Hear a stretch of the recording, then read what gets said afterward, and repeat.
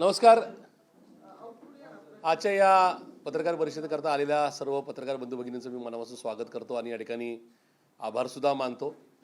हा कालचा मिळालेला विजय माझ्या वानवडी साळुंक्यावर प्रभागातील अर्थात माझ्या मतदारसंघातल्या सगळ्या नागरिकांना, मतदारांना, शिवशाहू फुले आंबेडकर विचारधारेला आणि नेहरू गांधीजींच्या काँग्रेसी विचारधारेला या ठिकाणी अर्पित करतो. सगळ्या मतदारांचे मनापासून आभार, पत्रकार बंधू भगिनींचे आभार. त्याचं कारण आहे, हे आभार मानण्यासाठीच ही पत्रकार परिषद आहे. सगळ्याच माध्यमांनी, ते इलेक्ट्रॉनिक मीडिया असेल, प्रिंट मीडिया असेल, पोर्टल्स असतील, वेगवेगळी नाही का सोशल प्लॅटफॉर्म्स असतील, ज्याच्यातून या शहरातले, या राज्यातले नागरिक व्यक्त होतात, देशातले नागरिक व्यक्त होतात. त्याच्यामध्ये इंस्टाग्राम, ट्विटर, व्हॉट्सॲप, फेसबुक याच्यावर ज्या ज्या विचारवंतांनी, ज्या ज्या यूथ आयकॉन्सनी, ज्या ज्या यूट्यूबर्सनी, इन्फ्लुएन्सनी, त्याचबरोबर ज्यांचा कुठल्या राजकारणाशी संबंध नाही पण ज्यांना प्रशांत जगतापची मुवमेंट आवडली किंवा घेतलेली नाही का भूमिका आवडली, त्यांनी मला त्या संदर्भात पाठिंबा दिला. त्याबद्दल तुमचे सगळ्यांचे मनापासून आभार मानतो. कारण तुम्ही स्वतः म्हणून ज्या पक्षात मी 26.5 वर्ष राहिलो, तो पक्ष सोडताना मला त्रास झाला नाही. तुम्ही होतात म्हणूनच त्या ठिकाणी काँग्रेसमधल्या माझ्या प्रवेशाला इतक्या वेगळ्या प्रकारची उंची मिळाली. तुम्ही दिलेल्या सगळ्यांच्या पाठिंब्याच्या जोरच मला माझ्या मतदारांनी स्वीकारलं. त्याच्यामुळं कालच्या निवडणुकीतला हा माझा दैदीप्यमान विजय हा साकार होऊ शकला. तर तुमचे सगळ्यांचे मनस्वी आभार. एक नक्की आहे की हा वार्तालाप होत असताना काही गोष्टी मला सांगायच्या होत्या. मी ज्या पक्षाचा मागची 4.5 वर्ष अध्यक्ष होतो, ज्या पक्षात मी 26 वर्ष 6 महिने 14 दिवस काढले, त्या पक्षाच्या नेत्यांचे, त्या पक्षाच्या कार्यकर्त्यांचे सुद्धा मनापासून आभार. तर त्या पक्षात मी असताना मला वेगवेगळी संधी मिळाली. ती संधी अर्थात माझ्या नागरिकांनी मला निवडून दिलं किंवा मला पाठिंबा दिला, जी क्रेज निर्माण केली, त्याच्यामुळं पार्टीला दखल घ्यावी लागली. त्याच्यामुळं जे जुन्या पक्षाने मला दिलं त्यांचे मनस्वी आभार. त्यांच्याबद्दल कुठल्या प्रकारची कटुता, नाराजी किंवा राग हा कालही नव्हता, आजही नाही, उद्यासुद्धा नसेल. मी याच्या अगोदर सांगितलं त्याप्रमाणे आता मात्र त्या पक्षात माझा कोणाशी संबंध नसेल. त्याला अपवाद फक्त आदरणीय पवारसाहेब असतील, की उद्याच्या काळामध्ये कधी जरी पवारसाहेब कुठे भेटले तर मी तेवढंच त्यांना आदराने, श्रद्धेने त्यांना नमस्कार करेल, त्यांचे चरणस्पर्श करेल. कारण की ते व्यक्तिमत्वच खूप वेगळं आहे. पण इतरांशी माझा कुठल्या प्रकारचा संबंध नसणार. अर्थात समोर भेटले तर जुने जे नेते, कार्यकर्ते, पदाधिकाऱ्यांचा तर बिलकुल काय संबंध नाही. ते माझे कालही नाही का बंधू भगिनी होते आणि उद्यासुद्धा राहतील. पण इतर नेत्यांच्या संदर्भात फार काय माझी काही जवळीक राहणार नाही. त्याचं कारण आहे की मधल्या काळात मला जो कटू अनुभव आला, मुळात ती लढाई जी होती ती लढाई माझ्यासाठी नव्हती. काल पण एका ठिकाणी माध्यमाशी बोलताना सांगितलं की माझ्यासमोर असा विषय होता की अपक्ष म्हणून लढावं. अपक्ष निवडून यायला अडचण नव्हती, पण विषय होता विचारधारेचा. आपण ज्या विचारधारेवर मागची 26.5 वर्ष राहिलोय, ज्या विचारधारेला मानून आपण समाज जीवन आणि राजकारण चालवले, त्याला मूठमाती का द्यायची. आणि त्याच्यासाठी एकच पर्याय होता, तो काँग्रेस पक्ष. अर्थात काँग्रेसच्या राज्याच्या आणि देशाच्या स्तरावरच्या सगळ्या नेत्यांचे मनापासून आभार. कारण माननीय हर्षवर्धनजी सपकाळ साहेब जे आमचे प्रांताध्यक्ष आहेत, माननीय बंटी पाटील साहेब जे या जिल्ह्याचे प्रभारी आहेत काँग्रेसचे, त्यांच्याकडूनच बऱ्याचशा गोष्टी झाल्या, म्हणजे चांगल्या गोष्टी घडल्या. त्याचबरोबर माननीय विश्वजित कदम साहेब, माननीय विजयजी वडेट्टीवार साहेब जे आमचे विधिमंडळाचे गटनेते आहेत, या सगळ्यांचे मनस्वी आभार. वरच्या बाजूला माननीय राहुलजी गांधी साहेब, माननीय खरगे साहेब जे राष्ट्रीय अध्यक्ष आहेत, माननीय सोनिया गांधीजी मॅडम, माननीय प्रियंका गांधी मॅडम, यांचे सगळ्यांचे आभार. आणि शहर स्तरावरचे पण नेत्यांचे आभार. कारण की पहिले 48 तास खूप प्रेशर होता. जसं प्रशांत जगतापनी जुन्या पक्षाचा राजीनामा दिला, त्याच्यानंतर काँग्रेसमध्ये मला घेण्यात येऊ नये अशा प्रकारे पण काही लोकांनी फोनाफोनी केली, खूप त्या ठिकाणी प्रेशर आणण्याचा प्रयत्न केला. पण काँग्रेसनी जी भूमिका घेतली त्याबद्दल काँग्रेस पक्षाला सॅल्यूट आहे. काँग्रेस पक्षाने सांगितलं की काँग्रेस पक्ष हा काँग्रेसचेच नेते चालवतात, इतर पक्ष चालवत नाहीत. त्याच्यामुळं या ठिकाणी माझा 26 डिसेंबर 2025ला प्रवेश होऊ शकला. तो प्रवेश झाल्यानंतर नंतरच्या काळामध्ये काँग्रेसने ज्या पद्धतीने मला स्वीकारलं ते मी आयुष्यभर विसरणार नाही. एक तर मी माझ्या राजकीय जीवनामध्ये हा माझा दुसरा पक्ष आहे. वयाच्या 21व्या वर्षी मी राष्ट्रवादी काँग्रेस पार्टीमध्ये सहभागी झालो. 23ला खूप गडबडी असताना सुद्धा पवारसाहेबांची इमानीद्वारे साथ दिली. तो पॉलिटिकल प्रेशर होता, तो फायनान्शियली प्रेशर होता, तो आणखीन वेगळ्या प्रकारचा प्रेशर होता, पण मी डगमगलो नाही. खूप चांगल्या पद्धतीने रस्त्यावरची लढाई, पार्टीच्या नका एकूण मंचावर उपस्थित राहून नका त्या ठिकाणी सभा गाजवून पार्टीला चांगल्या पद्धतीने बळ देण्याचा मी प्रयत्न केला. त्या सहकाऱ्यांची, कार्यकर्त्यांची आणि पुणेकरांची साथ लाभली. पण माझा तो मधल्या काळातला जो लढा होता की एक आपण टीम बांधलेली, जी टीम महाविकास आघाडी म्हणून ओळखली जाते. त्याच्यामध्ये काँग्रेस असेल, राष्ट्रवादी काँग्रेस पार्टी जी आमची जुनी पार्टी असेल, शरदचंद्र पवार पक्ष किंवा शिवसेना उद्धव बाळासाहेब ठाकरे आणि समविचारी पक्ष, यांना घेऊन गेलो तर भाजपला एक चांगला पर्याय देता येईल. पण दुर्दैवाने शहर स्तरावरच्या, माझ्या राज्य स्तरावरच्या नेत्यांच्या संदर्भात काही म्हणणं नाही. शहर स्तरावरच्या काही 1-2 लोकांनी त्यात गडबडी केल्या. त्या का केल्या, कशा केल्या, ह्या काळाच्या ओघामध्ये पुढे येतील. पण त्याच्यामुळं सगळ्या गडबडी झाल्या आणि मग मात्र या ठिकाणी माझ्यासमोर एकच पर्याय होता की एक तर आपण राजकारण थांबवावं किंवा या ठिकाणी आपण या सगळ्या पुढे जाताना काहीतरी निर्णय घ्यावा. पण निर्णय येत असताना सत्ताधारी पक्षाच्या दोन्ही तिन्ही पक्षांकडून मला चांगल्या ऑफर होत्या, त्या घेतल्या असत्या तर कदाचित माझा वैयक्तिक फायदा झाला असता. पण मी सातत्याने शाहू फुले आंबेडकर विचारधारा, गांधी नेहरूंच्या काँग्रेस विचारधारेला मानत आलो, त्याप्रमाणे माझं जीवन मी जगलोय. त्याच्यामुळे आपण एकट्यापुरता स्वार्थी विचार करू नये. मी काल जे सांगितलं त्याप्रमाणे की अपक्ष नका उभं करण्याचा किंवा अपक्ष उभं राहा अशा प्रकारचा सल्ला होता की तुम्ही निवडून या, निवडून आलं तर तुमच्याकडे पर्याय उपलब्ध असेल. मग त्यावेळेला ठिकाणी बोली लागती, लिलाव लागतो. अपक्ष निवडून आला की तुम्ही आमच्या पार्टी द्या, तुम्हाला आम्ही एवढे पैसे देऊ किंवा त्या ठिकाणी तुम्हाला विधानसभेचं तिकीट दिलं जाईल किंवा विधान परिषद दिली जाईल. पण मला स्वतःला प्राईस टॅग लावून बिलकुल जगायचं नव्हतं. त्याच्यामुळे मी कायम ठरवलं की या ठिकाणी 140 वर्षाच्या नाही का काँग्रेसच्या नाही का एकूण आत्तापर्यंतच्या प्रवासावर खूप अप अँड डाऊन्स आले, पण काँग्रेसने कधी विचारधारेबरोबर या ठिकाणी बेबनाव केला नाही किंवा त्या ठिकाणी तशा प्रकारचं विचारधारेला तिलांजली दिली नाही. म्हणून काँग्रेसबरोबर अजून काँग्रेस कधीच भाजपबरोबर जाणार नाही, हे निर्विवाद सत्य होतं. आणि त्याच्यामुळे काँग्रेसबरोबर जाण्याचा माझा निर्णय ठरला. त्याच्यामध्ये माझ्या सहकाऱ्यांचं पण माझं होतं, कारण की मी एकटा नव्हतो, सहकारी होते. ज्या सहकाऱ्यांनी सुद्धा शाहू फुले आंबेडकर विचारधारा स्वीकारलेली होती, त्याप्रमाणे ते वागले होते. आणि मी काँग्रेस पक्षाचं मनापासून आभार मानतो. त्याचं कारण आहे, मला सांगावंसं वाटेल की मी तिथं आल्यानंतर मला असं बिलकुल वाटलं नाही. जो एक दिवस जो होता, ज्या दिवशी फॉर्म भरायचा शेवटचा दिवस होता, AB फॉर्म दिला जातो, तो दिवस होता 29 डिसेंबर 2025. त्या दिवशी तिकीट वाटपामध्ये मी ज्यावेळेस बसलो, त्यावेळेस मी मान्य बंटी पाटील साहेबांचे, मान्य हर्षवर्धनजी सपकाळ साहेबांचे आणि पुणे शहराचे मान्य अरविंदजी शिंदे असतील, मान्य मोहनजी जोशी असतील, ह्या सगळ्या म्हणजे अभयजी छाजेड असतील, हे नेत्यांचं कौतुक करावं तितकं कमी. कारण त्यांनी ज्या पद्धतीने ॲक्सेस दिला ना मला, मी ज्या पद्धतीने तिकीटं वाटत होतो त्यामध्ये मला असं वाटत होतं की मी ह्या पक्षातच 25 वर्षापासून आहे. त्याच्यामुळं खूप साऱ्या सहकाऱ्यांना तिकीट देता आली, त्यांना चांगली मतंसुद्धा मिळाली. आणि मला एका गोष्टीचा आनंद आहे की माझ्या प्रभागात तर श्री साहिलजी केदारी निवडून आले, त्यांच्या कुटुंबाचा खूप मोठा वारसा आहे. अर्थात आम्ही एकत्र पॅनलमध्ये निवडून आलो. त्याच्याचबरोबर कोंडव्यात 3 नगरसेवक असतील, कोथरूड आणि नाही का येरवड्यामध्ये असेल, असे माझे 6 सहकारी माझ्यावरून निवडून आले. 6-7चा आमचा आकडा झाला. त्याचा मला मनस्वी आनंद आहे, कारण की मागच्या काळामध्ये मी सांगत होतो की माझ्याकडे जी टीम आहे ती लढणारी आणि जिंकणारी टीम आहे, माझ्यावर विश्वास ठेवा. पण त्याच माझ्यावर कोणी विश्वास ठेवायला तयार नव्हतं. आणि काँग्रेसच्या नेत्यांनी, काँग्रेसनी माझ्यावर विश्वास ठेवला, ते मला स्वीकारलं, माझ्यावर विश्वास ठेवून ती तिकीटं दिली. त्याच्यामुळे आजचा विजय म्हणजे गंमत आहे. समोर उपमुख्यमंत्र्यांची पार्टी आहे, उपमुख्यमंत्र्यांच्या पार्टीच्या आमदाराबरोबर मी लढलो आणि त्या ठिकाणी माझा कमी मतांनी पराभव झाला विधानसभेला. आज त्यांच्याकडे सगळ्या प्रकारची सत्ता आहे, राज्यातली, देशातली आणि पुण्यातली सुद्धा. त्यांच्या पक्षाचे फक्त 6 नगरसेवक निवडून आलेत. माझ्या पक्षाची कुठं सत्ता नसताना माझा पक्ष म्हणजे माझ्याबरोबरचा पक्षाचा सिम्बॉल हा फक्त म्हणजे प्रशांत जगतापला सिम्बॉल मिळाला 29 तारखेला आणि 15 तारखेला मतदान झालं. एक नवीन सिम्बॉल घेऊन, पक्ष जुना असला तरी नवीन सिम्बॉल घेऊन प्रशांत जगताप आणि प्रशांत जगतापचे सहकारी 16 दिवसात नगरसेवक होतात. हा एक वेगळ्या प्रकारचा चमत्कार आहे. त्याच्यामुळे हेच मी त्यांना म्हणजे हे सांगतो, आज त्या परिस्थितीमध्ये माझ्या मतदारसंघात हडपसरमध्ये 5 नगरसेवक हे काँग्रेसचे झालेले आहेत, जे मागच्या काळात 10-15 वर्षात नव्हते. त्याच्यामुळे माझ्या मतदारसंघाला सुद्धा त्या ठिकाणी सॅल्यूट करायला हवं की चिन्ह जरी बदललं असलं तरी विचारधारा कायम ठेवली. म्हणून नका मला याच्यामध्ये त्यांनी माझ्यावर पाठबळ ठेवलं, माझ्या लोकांना निवडून दिलं, मला सुद्धा निवडून दिलं. हे असं असलं तरी आज माझी नैतिक जबाबदारी काँग्रेस जनांचे, काँग्रेसच्या राज्यातल्या, देशातल्या आणि शहरातल्या नेत्यांचे मनापासून आभार मानून इथून पुढच्या काळामध्ये एकतर माझा विषय क्लिअर आहे. मी तुमच्या साक्षीने मी जी काही भूमिका आजपर्यंत मी थेट पंतप्रधानांबरोबर संघर्ष केला, महापौर असताना राज्याच्या मुख्यमंत्र्यांबरोबर संघर्ष केला, इथल्या माजी पालकमंत्र्यांबरोबर संघर्ष केला, तत्कालीन पालकमंत्र्यांबरोबर, त्याचबरोबर मधल्या काळात सगळ्या सरकारांना अंगावर घेतलं. माझा विषय क्लिअर आहे. मधल्या काळामध्ये माझी कुठेतरी घुसमट होत होती म्हणून मी काँग्रेसमध्ये आलो, पण माझा काँग्रेसी विचार माझ्या नसानसात होता.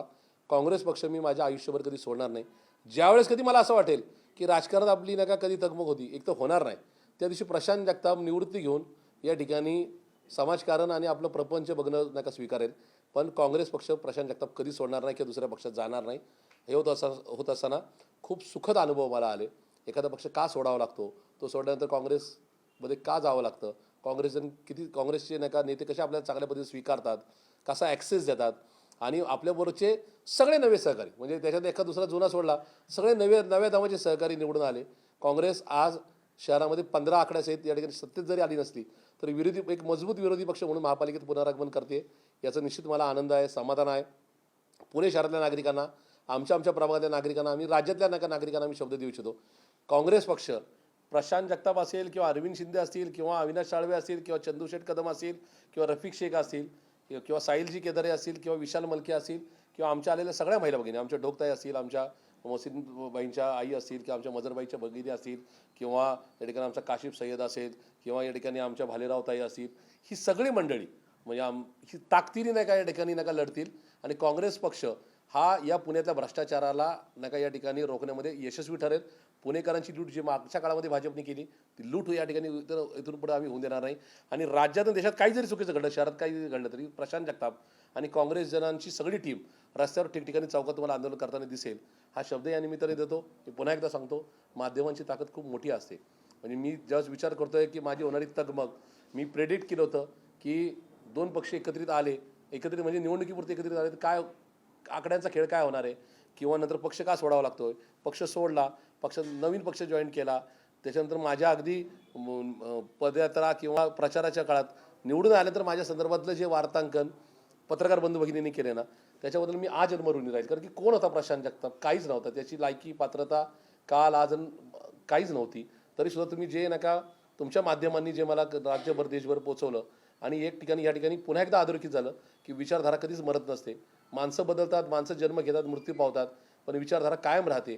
त्यामुळे नेहरू गांधीजींचा विचार जे विसरून गेले असेल त्यांना माझा सल्ला आहे की या ठिकाणी भावना, संताप, राग, नाराजी याच्यामुळे सरकार आजपर्यंत पडली आणि आली. सरकारने चांगलं काम केलं तर ती भावना निर्माण होते की सरकार खूप चांगलं काम करते म्हणून त्यांना निवडून द्यावं. ते त्या ठिकाणी आर्टिफिशियल नसतं. तसंच हे सरकार चुकीचं आहे, हे महिलांवर अत्याचार करतंय, हे भ्रष्टाचार करतंय, हे देशाच्या शेजारच्या शत्रू राष्ट्रांबरोबर हात मिळवणी करतंय. ही राग किंवा नाराजी असती म्हणून ती मतदान केंद्रामध्ये येऊन उमटते. पण दुर्दैवाने या ठिकाणी राजकारणामध्ये अलीकडच्या काळात भावना, राग आणि नाराजी म्हणजे भावनेला जर महत्त्व नसेल तर मात्र या ठिकाणी जनता दाखवून देते की भावनांना किती महत्त्व असते. त्याच्यामुळं या सगळ्या परिस्थितीमध्ये ह्या सगळ्या भावना जिंकल्या, राग किंवा संताप नाही पण नाराजी मतदारांनी दाखवून दिली. त्याच्यामुळे त्या सगळ्या मतदार राजा बंधू भगिनींचे मनापासून आभार. मतदार हा खराच राजा असतो. त्याच्यामुळं इथून पुढच्या काळामध्ये सगळ्या राजकीय पक्षांनी मतदार राजा भूमिका घेणाऱ्याच्या पाठीशी उभं राहतात हा निश्चित संदेश स्वीकारून आपापलं पण मार्गक्रमण करावं असा सगळ्या राजकीय पक्षांना सल्ला नाही तर विनंती राहील. नाही, बिलकुल नाही. मी बिलकुल नाही. मी परत एकदा सांगतो,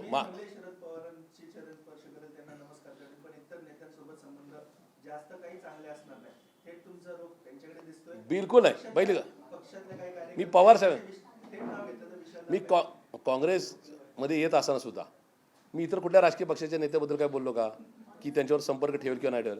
मी पवार साहेबांच्या संदर्भात का वापरलं कारण की त्यांना पाहून मी 10 जून 1999ला राष्ट्रवादीमध्ये सहभागी झालो.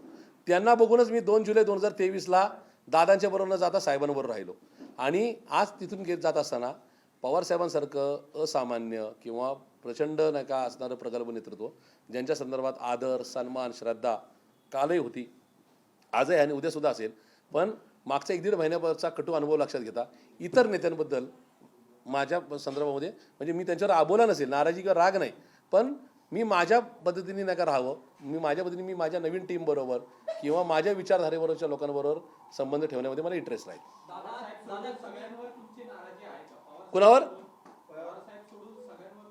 नाराजी असं नाही, नाराजी असं नाही. असं आहे की मराठीत एक म्हण आहे, आपापली पायरी बघून नका त्या ठिकाणी राहावं. तर मला असं वाटतं की माझी पायरी मी ओळखली आहे. माझी पायरी काँग्रेसची विचाराची आहे आणि त्या काँग्रेसची विचाराच्या पायरीवर उभं राहून मी इथून पुढं या ठिकाणी समोर ठेवलं. कारण की प्रचंड कष्ट केलेले होते, आयुष्यात खूप काही त्याग केलेला होता, खूप काही पणाला लावलेलं होतं. अशा परिस्थितीत माझा स्वतंत्र लढा नव्हता. मी पुन्हा एकदा सांगतो, खूप साऱ्या लोकांनी शेवटच्या काही दिवसामध्ये सल्ला द्यायचा प्रयत्न केला, तुला जर पार्टी सोडायची तर तू अपक्ष उभा राहा, अपक्ष तू 100% निवडून येशील आणि अपक्ष म्हणून निवडून आल्यानंतर तुला कुठली पार्टी जॉईन करतील किंवा कुठली पार्टी तुला ऑफर देईल. पण माझं म्हणणं असं होतं की प्रशांत जगताप कधीही अपक्ष किंवा कुठल्या पक्षाच्या चिन्हावर निवडून येण्याच्या स्वप्नात कधीच नव्हता. प्रशांत जगताप विचारधारेसाठी या ठिकाणी राजकारणात आला किंवा समाजकारणात आहे. त्यामुळे नगरसेवक जर व्हायचं आहे तर ते काँग्रेस पक्षाकडून हो, कारण की काँग्रेस गल्लीपासून दिल्लीपर्यंत सगळ्यांची काळजी घेऊ शकते किंवा या ठिकाणी भाजपला टक्कर देऊ शकते. त्याच्यामुळेच या ठिकाणी इतरांवर कुठल्या प्रकारची नाराजी नाही. पण एक विषय असो ना की आपण हे सगळं करत असताना काहींनी मात्र या ठिकाणी ही सगळी बिघाडी करायचा प्रयत्न केला. आणि माझं स्वतःच म्हणणं आहे, राज्य किंवा राष्ट्रीय स्तरावर काय झालं नाही, जे झालं ते या पुणे स्तरावर झाले. पुणे स्तरावर जे काही नेते मंडळी आहेत, पण त्यांच्याबद्दल पण राग नाही, कारण की त्यांच्यावर एकत्र मी काम केले. माझं असं म्हणणं आहे की जसं काँग्रेसमध्ये येऊन माझ्यावरचे सहकारी निवडून आले, तसं मी तिथं राहिलो असतो तर तिथं पण सहकारी मोठ्या संख्येने निवडून आले असे. पण फायदा कोणाचा झाला आणि तोटा कोणाचा झाला, ह्या सगळ्या गोष्टीचं जे काय उत्तर आहेत ती काळाच्या वगत नक्की ते काय या ठिकाणी येतील. कारण की मला काय तुम्ही आजपासून सांगत होता, शहराचे अध्यक्ष म्हणून तुम्ही सांगत होता, तर आपण वेगळे लढलो. 1.5 महिन्यापूर्वी तुम्ही सांगितलं 3-4-5 जागा निवडून येतील, एकत्र लढलो आपण तर, आणि वेगळे लढलो, विरोधामध्ये लढलो तर 40 पेक्षा जास्त जागा निवडून येतील. मग या लोकांचा लोक काय होतं? असं आहे, तुम्ही म्हणताय तसंच अगदी बरोबर आहे. 29 नोव्हेंबरला माझी पहिली नका तुमच्या 2-5 लोकांनी माझ्या मोदी बागेसमोर मी रस्त्यावरच बाईट घेतल्या होत्या, माझ्या डोळ्यात अश्रू होते. तेव्हापासून ते पार्टी सोडत मी सांगत होतो की मी 24/7 पक्षाचा अध्यक्ष म्हणून कामकाज केलेला कार्यकर्ता आहे. मला शहरातली नस आणि नस माहिती आहे, लोकांच्या भावना माहिती आहेत, कार्यकर्त्यांच्या भावना माहिती आहेत. महाविकास आघाडी म्हणून गेलो तर या ठिकाणी भाजपला एक चांगला सक्षम विरोधी पक्ष म्हणून पुणेकर नागरिक महाविकास आघाडीला मतदान करतील. आणि माझं प्रिडिक्शन, मी काय ज्योतिषी नाही किंवा या ठिकाणी कुठेतरी नका विश्लेषक नाही, पण जो कार्यकर्ता दिवस रात्र या ठिकाणी पार्टीला वेळ देतो त्याला अभ्यास असतो. अभ्यासांती मी सांगत होतो, पुन्हा एकदा सांगतो, माझे मागचे काँग्रेसच्या मध्ये जाण्याच्या प्रवेशाच्या अगोदरचे सगळे नाही का बाईट्स काढा सगळ्या टी व्ही चॅनलचे. मी क्लिअर सांगितलं होतं की महाविकास आघाडी म्हणून आलो तर त्या राष्ट्रवादी काँग्रेस पार्टी शरदचंद्रजी पवार पक्षाची 40 म्हणजे आजूबाजूला 38, 40, 42, 43 नगरसेवक निवडून येतील. पण जर दोन पार्टी एकत्रित म्हणून लढले तर पुणेकरांना महाविकास आघाडीतून बाहेर गेलेला आवडणार नाही, आणि तिथं मात्र मिनिमम 3 किंवा मॅक्सिमम 8 सीट येतील. आणि मला या गोष्टीचा आनंद नाही आहे, पण एका गोष्टीचं मला या ठिकाणी कायम नाही का ह्या गोष्टीचं समाधान पण नाही म्हणता येणार, पण हे राहील की प्रशांत जगताप तुझा अभ्यास चुकला नाही. म्हणजे मी 2चा पण आकडा बोललो नाही, 4चा पण आकडा बोललो नाही. मी म्हटलं मिनिमम 3 सीट येतील आणि मॅक्सिमम 8 येतील, आणि कालच्या ह्याच्यामध्ये 3च नाही का सीट आल्या. त्याच्याबद्दल त्यांचं मनापासून अभिनंदन, त्यांना माझ्या शुभेच्छा.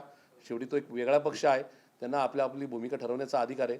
मी आज त्या पक्षात नाही, मला माझ्या पक्षाची भूमिका ठरवण्यासाठी नेत्यांना विनंती करण्याचा माझा अधिकार आहे, किंवा माझ्या पक्षामध्ये बोलण्याचा आणि त्याप्रमाणे भूमिका घेण्याचा माझा अधिकार आहे. त्याच्यामुळं मला जुन्या पक्षाचे नेते, जुन्या पक्षाचा प्रवास, जुन्या पक्षाची एकूणच नाही का विचारधारा याच्यावर काल, आज आणि उद्या कधी भाष्य करायचं नाही. कारण ज्या ताटात खाल्लंय, म्हणजे एकत्र कुटुंब म्हणून जगलोय, त्या ठिकाणी त्यांच्याबरोबर प्रतारणा करणे किंवा त्यांच्याबद्दल चुकीचं बोलणं हे माझ्या रक्तात नव्हतं, नाही आणि उद्या सुद्धा नसेल. सिंगल डिजिटचा नंबर आला, जी पार्टी एकदम चांगल्या प्रकारे परफॉर्म करत होती ती कुठेतरी कमी झाली आणि सिंगल डिजिटवर त्यांना थांबावं लागलं, असं नाही वाटत? असं आहे की माझा अभ्यास होता की अशाशी नका कॉम्प्रोमाइज झाली तर सामान्य जन या ठिकाणी विचार करेल की जर मला महायुतीतल्याच एका घटक पक्षाला मतदान करायचं असेल तर मी त्या ठिकाणी त्याला भाजपला मतदान केलेलं बरं. अशा प्रकारचा विचार नागरिकांच्या मनात येईल, आणि म्हणून नागरिकांनी या ठिकाणी जे 2 पक्ष एकत्रित आल्यानंतर थेट भाजपला मतदान केलं. आणि विषय राहिला यांनी जे सांगितलं त्याप्रमाणे की तुम्हाला असं का वाटतं, तर मला त्या संदर्भात एकच सांगायचं आहे, रामायण महाभारत पण ज्यांनी वाचलं असेल किंवा छत्रपती शिवाजी महाराजांच्या लढाया पण ज्यांनी पाहिल्या असेल त्यांनी समजून घेण्याची गरज आहे. तुम्ही लढाईला ज्यावेळेस निघता तर लढाईला निघताना आपलीच काही माणसं फोडली जातात समोरच्या नका सैन्याकडून, आणि त्यांना मुद्दाम आपला तुम्ही या मार्गाने नका जाऊ, त्या मार्गाने जा, अशा प्रकारचा सल्ला देण्याचं काम राजाला, सेनापतीला सांगण्याचं नाही का टार्गेट दिलं जातं. त्याच्यामुळं या मागच्या लढाईमध्ये काही माणसांना ते टार्गेट देण्यात आलं. ते कसं देण्यात आलं, काय देण्यात आलं, त्याला एकच सिंगल लाईन उत्तर आहे, कालाय तस्मे नमा. काळ सगळ्या गोष्टीचं उत्तर आहे. त्याच्यामध्ये नक्की कळून येईल की या ठिकाणी आपली गाडी सुसाट वेगाने जात असताना गाडीच्या नाही का चाकामध्ये खेळ टाकायचं काम कोणी केलं, किंवा पेट्रोलमध्ये साखर टाकून गाडी बंद कशी पडेल. गाडी कधी बंद पडू शकते, गाडी पण नवीन असेल, गाडीत पेट्रोल डिझेल पण चांगलं असेल, फक्त एखाद्या अर्धा किलो साखरेचं नाही का छोटी पुडी पेट्रोल किंवा डिझेलच्या टँकमध्ये टाकली ना की पुढच्या 50 किलोमीटर गाडी त्या ठिकाणी इंजिन नाही का लॉक होऊन जातं.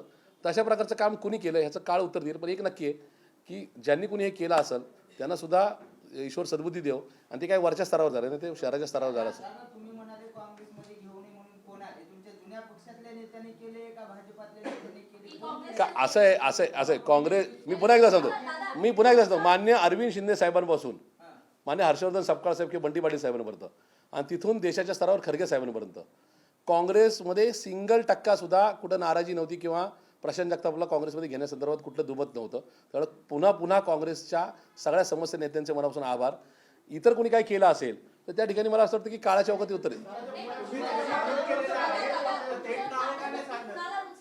शिवरकरांचा फोन होता का? शिवरकरांचा फोन होता का? असू शकेल ना, ज्यांनी ज्यांनी त्यांनी केला असेल ना, म्हणजे मला त्यांचं नाव पण घ्यायचं नाही, कारण त्यांचा पराभव माझ्या जनतेने केलेला आहे, माझ्या भागातील नागरिक. ज्यांनी कोणी काही केलं असेल तरी सुद्धा माझं म्हणणं असं आहे, ऐका ना, माझं असं म्हणणं आहे की काहींची नावं घेऊन मोठं करण्यामध्ये अर्थ नाही. माझं म्हणणं एवढंच आहे की एवढं कोणी काय फोनाफोनी केली असेल तरी काँग्रेस जणांचे मनापासून आभार की काँग्रेस पक्षाने निर्णय घेतला की प्रशांत जगतापला घ्यायचंच.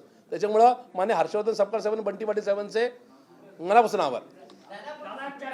सुरू होत्या महाविकास आघाडीच्या चर्चा सुरू होत्या. तुम्ही काँग्रेसमध्ये गेल्यावर शरद पवारांचा पक्षही चर्चेला हजर होता. काँग्रेसचे जे सीट आले त्याच्यात शरद पवारांच्या पक्षाने घात केला म्हणून कमी आले असं नाही, असं नाही म्हणता येणार. काँग्रेसनी गल्लीपासून दिल्लीपर्यंत, कन्याकुमारीपासून काश्मीरपर्यंत एकच त्याचा विचार स्वीकारला की जे सत्ताधारी पक्षाबरोबर आहेत, भाजपबरोबर, त्यांच्यावर कुठल्या प्रकारची छुपी किंवा उघड आघाडी करायची, युती करायची नाही. आणि त्याप्रमाणे काँग्रेसने निर्णय घेतला की पुण्यामध्ये जर जे महायुतीतला कुठला घटक पक्ष येणार असेल त्यांच्यावर आघाडी करायची नाही. आणि म्हणून काँग्रेसने क्लिअर कट मान्य उद्धव बाळासाहेब ठाकरे यांच्या शिवसेनेबरोबरची आघाडी केली. अर्थात ती या ठिकाणी किती सफल झाली, काय झाली याचं उत्तर निश्चित येईल, पण अर्थात त्याच्यामध्ये बऱ्याच ठिकाणी फायदा सुद्धा झाला. त्याच्यामुळं आम्ही निर्णय विचारधारेबरोबर घेतला किंवा भाजप विरोधक म्हणून आम्ही कट्टरपणे राहिलो, तर पुणेकरांनी आमच्या 15 आणि उद्धव बाळासाहेब ठाकरे यांच्या शिवसेनेच्या 1 अशा 16 जागा निवडून दिल्या. त्या पण कमी नाहीत असं माझं स्पष्ट म्हणणं आहे.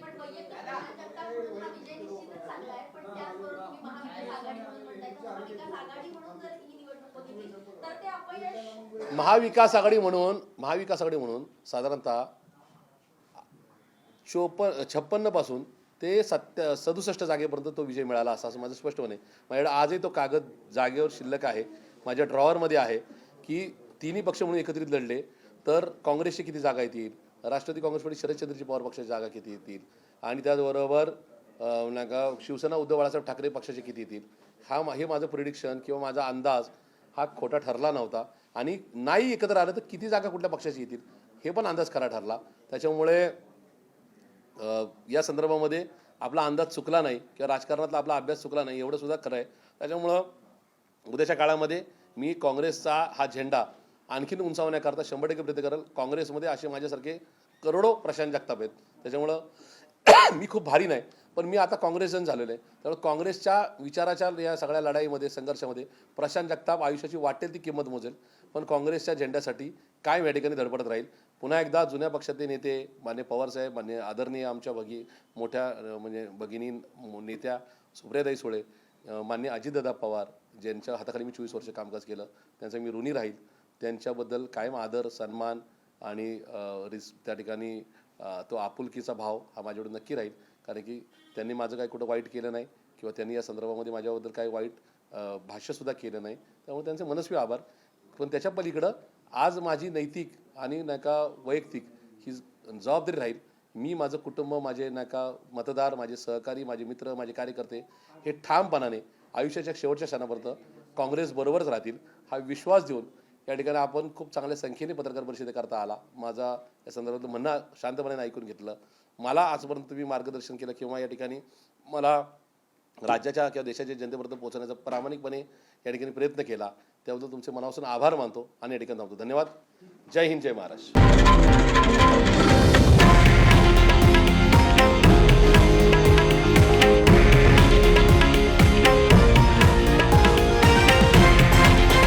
हे आहे देशातील नंबर 1 न्यूज नेटवर्क आणि आपण पाहत आहात TV9 मराठी, एकमेव.